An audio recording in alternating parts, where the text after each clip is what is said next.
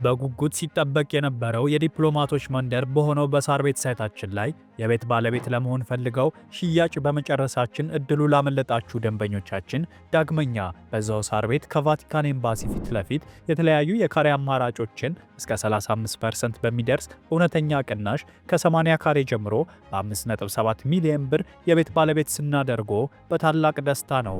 በተጨማሪም ቤተ መንግስት አቅራቢያ ያደረገውና የብዙሃኖች ትዝታ በያዘው በአቧሬ አዲሱ ሳይታችን ላይ ከባለ አንድ መኝታ ጀምሮ የመኖሪያ ቤቶችንና የንግድ ሱቆችን ደግሞ ከፈለጉ በኢንዱስትሪ መንደር በሆነው በገላን ባወጣረው ትልቅ የገበያ ማዕከላችን ላይ በጠቅላላ ዋጋ ከ2.6 ሚሊዮን ብር ጀምሮ የሱቅ ባለቤት ይሁኑ። ያለን ቦታ ውስን በመሆኑ እንዳያመልጦ። ለበለጠ መረጃና ለሳይት ጉብኝት ከታች በምናስቀምጠው ስልክ ይደውሉ።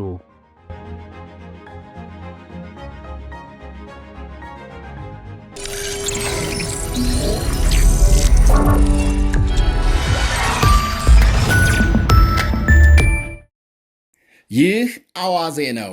የዕለቱን ዋና ዋና ጉዳዮች እንመለከታለን። በላይ በቀለ ነኝ። በስዊዘርላንድ በአንድ መጠጥ ቤት በደረሰ የእሳት ቃጠሎ ቁጥራቸው በውል ያልታወቀም የተለያዩ ሀገራት ዜጎች መሞታቸው ተነገረ። አዲስ ዓመት ለመቀበል በጣም በርካታ ሰዎች እየተዝናኑ በነበረበት ቡና ቤት በደረሰ ቃጠሎ ከሞቱት ሌላም ከ100 በላይ መቁሰላቸው ታውቋል። በደቡባዊ ስዊዘርላንድ በሚገኝ ቡና ቤት የደረሰው ቃጠሎ መንስኤ ለጊዜው ያልታወቀ ሲሆን ምን ያህል ሰዎች እንደሞቱና ማንነታቸውን ለመለየት ጥረት እየተደረገ ነው ብሏል ፖሊስ። ሆኖም ከ40 በላይ ሳይሞቱ እንዳልቀረ ተገምቷል። እሳቱን ለማጥፋትና ሰዎችን ለማዳን 10 ሄሊኮፕተሮች፣ 40 አምቡላንሶችና ከ100 በላይ የነፍስ አድን ሰራተኞች ተሰማርተው እንደነበር ተነግሯል። አብዛኞቹ ቁስለኞች ክፉኛ ተቃጥለው የተረፉ ናቸው ተብሏል። ቡና ቤቱ ታዋቂ በሆነው ክራንስ ሞንታና ቅንጡ ሪዞርት ውስጥ ሲሆን ከሞቱና ከቆሰሉት የውጭ ዜጎች መካከል የብሪታንያና የጣሊያን ይገኙበታል። የአዲስ ዓመት ዋዜማ ደስታና ጭፈራም ወደ ለቅሶና ሐዘን የተለወጠበትን የከፋ አደጋ በተመለከተ የስዊዘርላንድና ሌሎች ጎረቤት ሀገሮች የሐዘን መግለጫም እየላኩ ናቸው።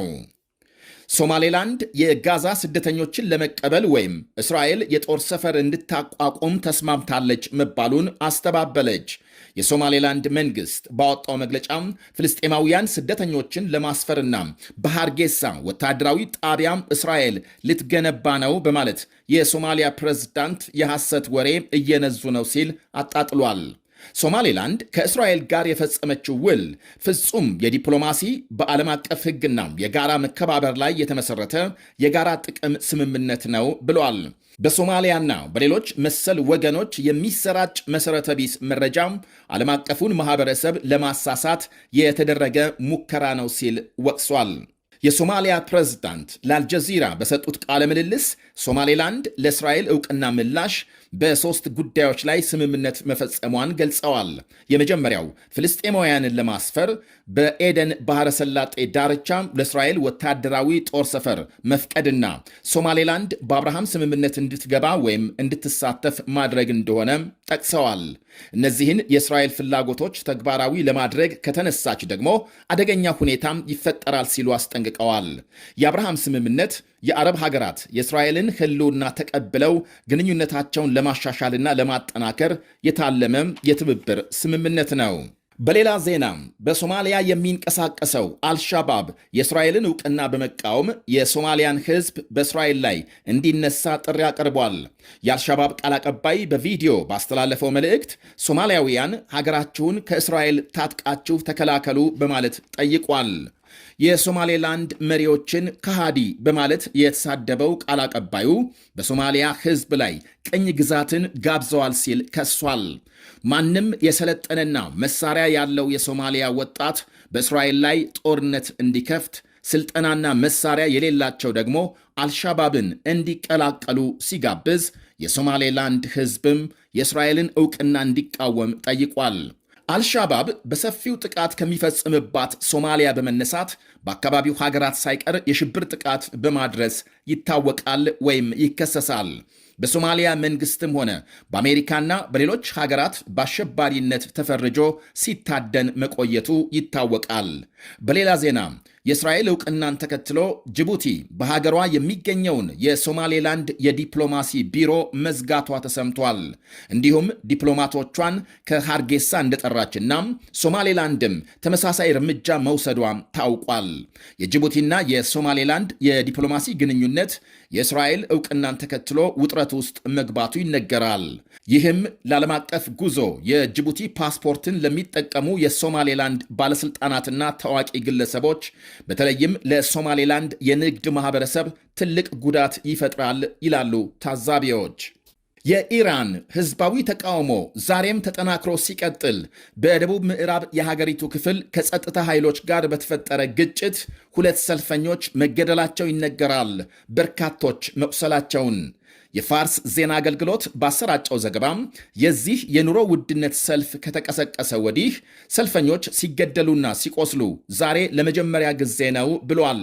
ከዋና ከተማ ቴሄራን 650 ኪሎ ሜትር ርቀት ላይ በምትገኘው ከተማ በሰልፈኞችና ጸጥታ ኃይሎች መካከል በተፈጠረ ግጭት ከሞቱና ከቆሰሉት ሌላ ሰፊ የንብረት ውድመት ማጋጠሙ ተነግሯል። የሀገሪቱ ገንዘብ ከዶላር አንጻር ከፍተኛ መዳከም ማሳየቱን ተከትሎ የዕቃዎች ዋጋም ከእጥፍ በላይ መጨመሩና የኑሮ ውድነት መባባሱ ሕዝብ ፈንቅሎ አደባባይ እንዲወጣም እንዳደረገው ይነገራል። መንግሥት የሀገሪቱን ማዕከላዊ ባንክ ገዢን ከኃላፊነት በማንሳትና ከሰልፈኞች ጋር ለመደራደር በመጠየቅ ተቃውሞውን ለማብረድ ያደረገው ጥረት ውጤት ባለማምጣቱ አሁን ወደ ኃይል እርምጃ መሸጋገሩ ተመልክቷል። ሰልፉ በመላው ሀገሪቱ እየተዛመተ ሲሆን በዛሬው ዕለት የሻይት ሃይማኖት ዋነኛ መቀመጫና ስልታዊ የምትባለው የካም ከተማ ነዋሪዎች ሰልፉን መቀላቀላቸው ይነገራል። ሰልፈኞች በስደት የሚገኙትን የልዑል ሬዛ ፓላቪን ስም በማስተጋባት ድጋፍ ሲሰጡ ተደምጠዋል። የ65 ዓመቱ ፓላቪ ታዋቂ የኢራን ተቃዋሚ መሪ ሲሆኑ በኢራን ነፃ ዲሞክራሲን ለማስፈን ጥረት ማድረጋቸው ይወሳል። የኢራን ብሔራዊ ምክር ቤት የሚል ተቃዋሚ ፓርቲ እንዳቋቋሙ የሚነገርላቸው ሬዛ ፓላቪ በአባታቸው ንጉሳዊ አስተዳደር ዘመን እንደ ፈረንጆቹ አቆጣጠር በ1967 በይፋም የልዑልነት ማዕረግ ጭነዋል። ረጅም ዓመታት ባስቆጠረው የወቅቱ አገዛዝ ላይ ተደጋጋሚ የተቃውሞ ጥሪ ሲያደርጉ ሀገሪቱ ከአውሮፓና ከምዕራቡ ዓለም ጋር የተረጋጋ መደበኛ ግንኙነት እንድትመሰርት ይፈልጋሉ ነው የሚባለው። እናም አሁን በተለያዩ አካባቢዎች ሰልፈኞች ስደተኛውን ተቃዋሚ መሪ መፈለግ ጀምረዋል።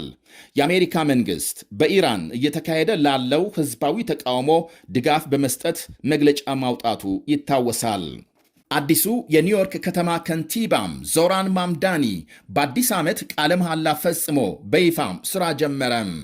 በኒውዮርክ ሰዓት አቆጣጠር አዲስ ዓመት ሲጠባም በከተማ አስተዳደር ሕንፃ አጠገብ የ34 ዓመቱ አዲስ ከንቲባ ዞራን ማምዳኒ ቃለ መሐላ ፈጽሟል። ከህንድ ወላጆች እዚሁ አፍሪካም ኡጋንዳ የተወለደው ማምዳኒ ዲሞክራቶችን በመወከል በቅርቡ በተካሄደ ምርጫም ማሸነፉ ይታወቃል።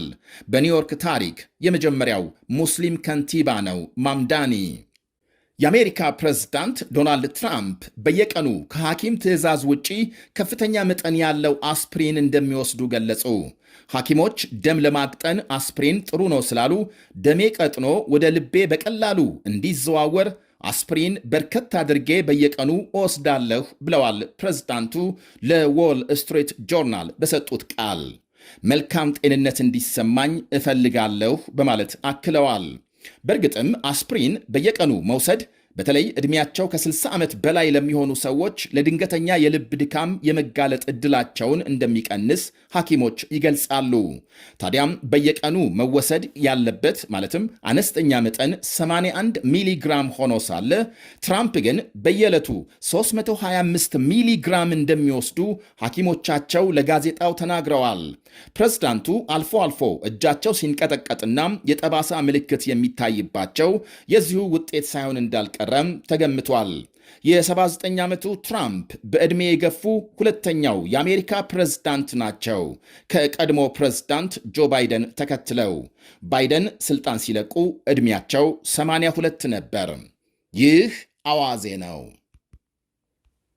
በትንሽ ገንዘብ ብዙ መነጋገር። ሀብን ኮል ድንቅ አፕሊኬሽን መጣሉ። የኢንተርኔት አገልግሎት አለመኖርም ሆነ ተጠቃሚ አለመሆን እንዲሁም ርቀት ሳይበግረው ዘመድ ወዳጅ የያዘው የሞባይል ስልክ ላይ ሁሉ ያለ ችግር ሰተት ብሎ የሚደርስ የልብ የሚያስተነፍስ መተግበሪያ ሀብን ኮል። መተግበሪያውን ከጉግል ወይም ከአፕል ስቶር ያውርዱና ስልክ ቁጥሮን ሞልተው ወይም አስገብተው ሳይን አፕ ያድርጉ። ለጥቀው ሪቻርጅ የሚለውን ሲጫኑ ከሚመጣሉ የክፍያ ዝርዝር ውስጥ የሚፈልጉትን ገንዘብ መርጠው ስልክዎን ይሙሉ። ከዛማ ምኑ ቅጡ መደወል፣ አሁንም መደወል። አንድ ጊዜ የሞሉት ሂሳብ እስኪያልቅ ድረስ ያለ ጊዜ ገደብ ይጠቀማሉ። ሀብን ኮል ዘንድ ኤክስፓየርድ ብሎ ነገር የለም። በትንሽ ገንዘብ ብዙ ማውራት፣ በዛ ላይ ከሂሳቡ ቀንሰው በየትኛውም ሀገር ለሚኖሩ ወዳጅ ጓደኛ ስልክ መሙላት ይችላሉ። ሀብን ኮልን ያውርዱ፣ ያውጉ፣ ይጫወቱ፣ ይሳሰቁ። ሀብን ኮል አፕሊኬሽን የልብ የሚያደርስ አንጀት አርስ። ምርትና አገልግሎቷን በአዋዜ ላይ ያስተዋውቁ። ለጥራች እንታመናለን። በስልክ ቁጥሮቻችን ይደውሉልን። አዋዜ ዓለምነህ ዋሴ ዜና